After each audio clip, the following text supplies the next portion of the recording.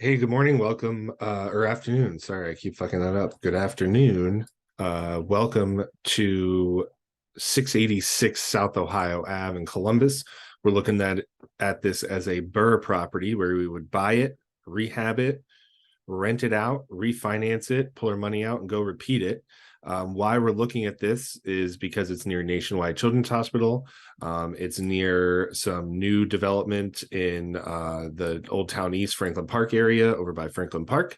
It's near downtown Columbus. It's near German Village.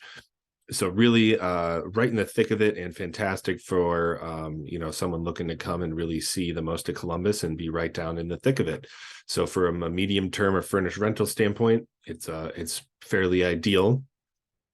We do know this place needs a full rehab. It is boarded up.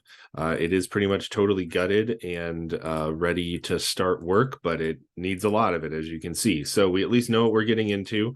So we've budgeted 125 grand for the total rehab. We need to confirm that and get all that information from a contractor, but on a budgetary standpoint, that's what we're looking at. Pretty interesting, like fieldstone foundation type of thing here. Lots of greenery.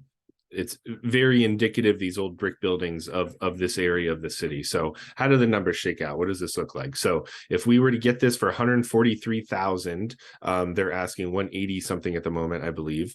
If we put 125 into it, then for the best of my ability, I can tell that the after repair value or the appraised value once it's improved is $335,000. That's a little conservative, in my opinion, but I'd rather be conservative than overinflate it and be in trouble later. So we basically pull all of our money out doing this other than $121, which means we have like a bajillion percent cash on cash ROI after the refinance. We've got a purchase cap rate of 22%. That doesn't really matter for this sense because that's assuming we have a renter in there when we buy it, and we don't. We have to repair it first.